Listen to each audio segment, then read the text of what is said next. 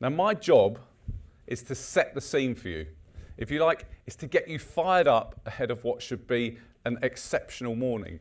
So I thought what would be a fun and inspirational start would be a lesson from me on 40,000 years of media. How's that sound? Exciting? Glad you've given up your Friday mornings for that? Well, I'm not joking. I began my career in national press at brands like the Daily Mail, and please don't hold that against me.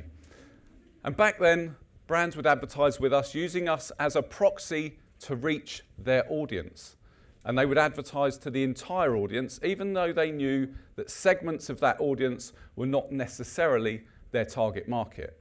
And it would also serve up one advertisement. It was one experience for everybody. That was a media-first world, because the original investment decision was governed by media. And we've existed in a media-first world for roughly 40,000 years. The cave painting enthusiasts in amongst you will correctly spot that this is a cave painting from 12,000 years ago in Argentina. But cave paintings date back 40,000 years. And that's our first form of known media. People with small hands painting in caves, leaving their mark, communicating with us. Fortunately, our hands grew a bit, we became more dexterous and far more talented, and we started to put some of our messages within the likes of oil paintings and frescoes.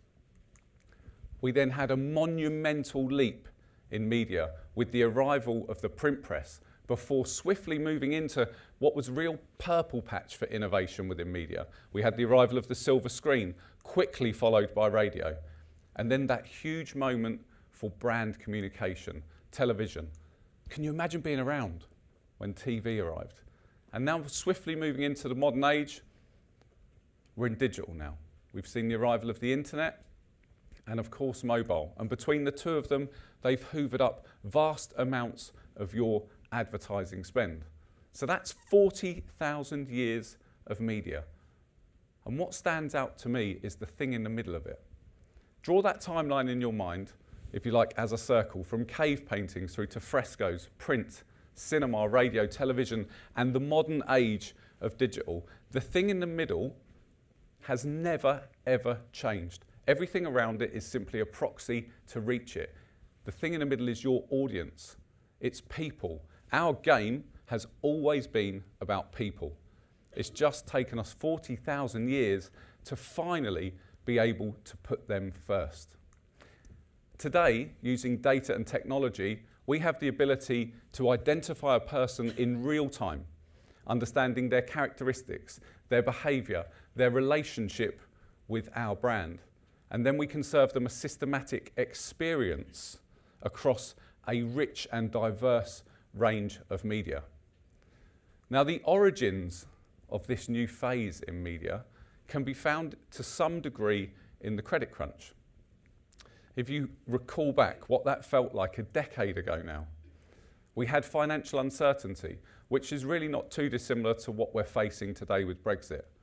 The boardrooms in our businesses were nervous. They were protecting their balance sheets, and pressure was cascading down into the marketing functions of our companies. That meant that all of us had to prove the efficiency and effectiveness of every single pound we were spending. Now, roughly at that same time, through advancements in technology, digital marketing and digital media really matured. And it offered these under-pressure marketers the ability to attribute every single pound that we spent.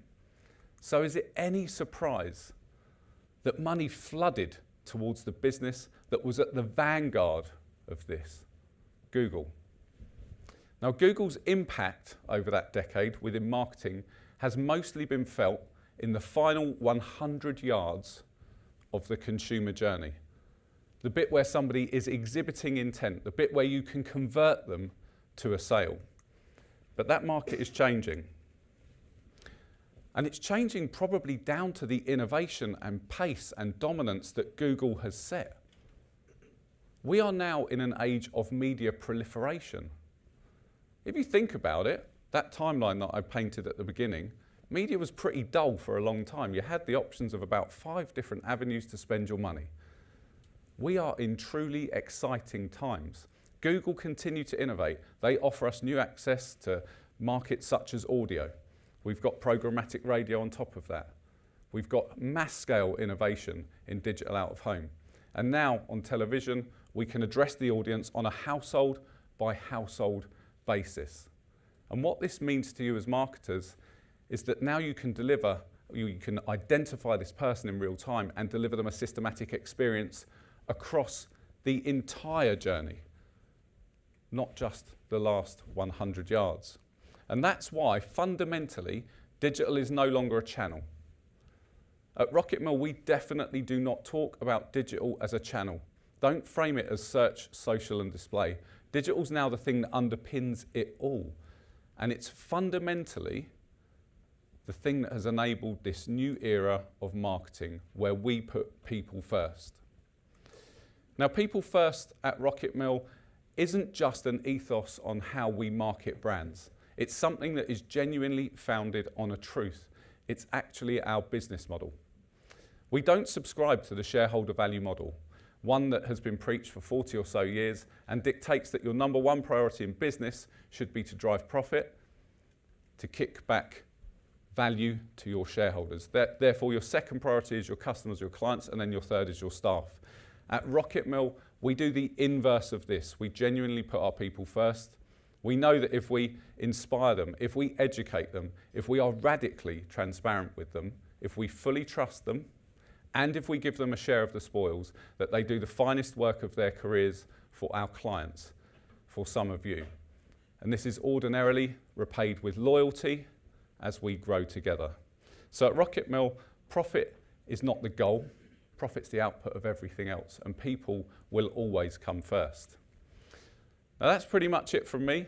I hope you enjoy hearing from the rest of our people today. We've got some excellent talks. We've obviously got a wonderful keynote for you later as well from Sam, and I'm really looking forward to catching up with all of you during the breaks for a coffee, or who knows, maybe something stronger a little later.